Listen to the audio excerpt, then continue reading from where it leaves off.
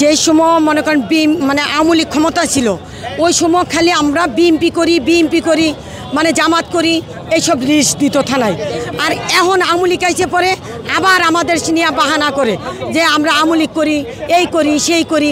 আমাদের এলাকার সবার যারা মনে করেন ভুক্তভোগী, যারা মানে মামলা খেয়ে রয়েছে বিএমপির সময়, এদেরকেও মানে আওয়ামী লীগ মানে এরকম অবস্থা। আর ওই সময় সে বড় বড় কর্মকর্তাদেরকে নিয়ে মানে মিটিং করে যে মাটি কাটার থেকে কোনো বিএমপি কোনো লোক থাকতেই পারবে না, এই ফ্যামিলি বিএমপি করে, ওই ফ্যামিলি বিএমপি করে, মানে তাদের লিস্ট প্রত্যেকটা থানাত মাঝে লিস্ট, মানে এই ধরনের কাজগুলা সে করে বেড়াইতো। এখন সে বিএমপির পোস্টার লাগা, জায়গায় জায়গায় পোস্টার লাগা, ওর প্রত্যেকটা মন্ত্রী এমপির সাথে সবার সাথে তার ছবি আছে। অনলাইন গ্রুপে যে আক্তার, ইনি পতিত স্বৈরাচারের দোষর ছিল এবং উনি বিভিন্নভাবে অর্থের মাধ্যমে বিভিন্ন এবং আব্বাস যে গ্রুপ ছিল সন্ত্রাসী বাহিনী, এই লোকগুলোর উপরে আমাদের ইসিবির উপরে আক্রমণ করেছে। কিন্তু এখন সে যদি দাবি করে যে সে পতিত স্বৈরাচারের সঙ্গী ছিল না, সে স্বরাষ্ট্র মন্ত্রণালয়ের পাওয়ারে এখানে বিভিন্ন আপনারা বলেন দখল বলেন হামলা বলেন, এই ক্যান্টনমেন্ট এরিয়ার মধ্যে আক্তার মিয়া অনেক আমাদের উপরে অত্যাচার করছে। যে গরিব দুঃখী মানুষ যারা ছিল তাদের মনে করেন যে করছে কি যেন ঘর বাড়ি দখল সহ বিভিন্ন তারা কাজ করছে।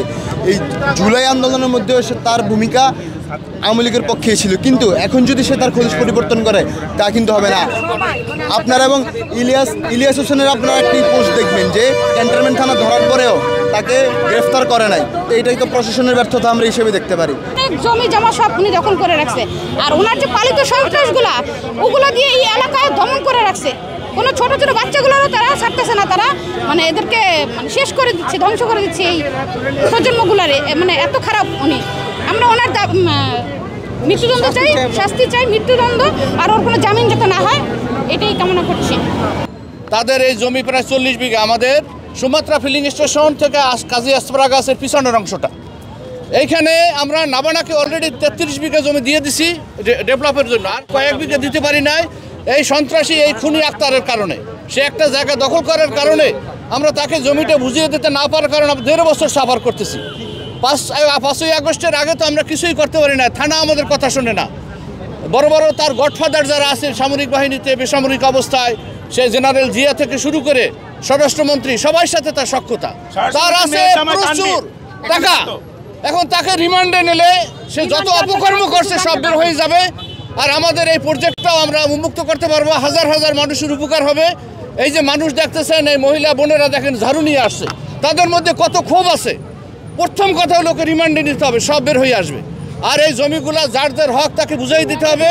ওকে রুজু করছে ছাত্র এবং অভিভাবকের বিরুদ্ধে।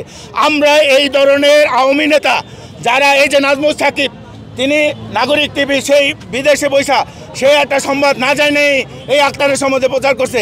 আমি এই নাজমুল সাকিব ভাইকে, ভাই আপনার সংবাদ ভালো লাগে, কিন্তু আপনি এই যে ছাত্র হত্যাকারী, এই যে খুনি, এই যে আপনি এই যে খান মোহাম্মদ আখতারুজ্জামান ভূমিদস্যু, এর বিরুদ্ধে এর যে পক্ষে আপনি একটা নিউজ করলেন, আপনাকে আল্লাহ পাক আপনার কাছে, আল্লাহর কাছে বিচার চাই যে আপনি যদি সঠিক নিউজ করে থাকেন তাহলে যেন আল্লাহ আপনাকে অনেক দূর নিয়ে যায়, আর আপনি যদি এটা এক্সপেরিয়েন্স না করেন তাহলে আল্লাহ যেন আপনাকে সেই ব্যবস্থা, হেদায়েত না থাকলে আল্লাহকে যেন আপনার সেই ব্যবস্থা ব্যবহার করে।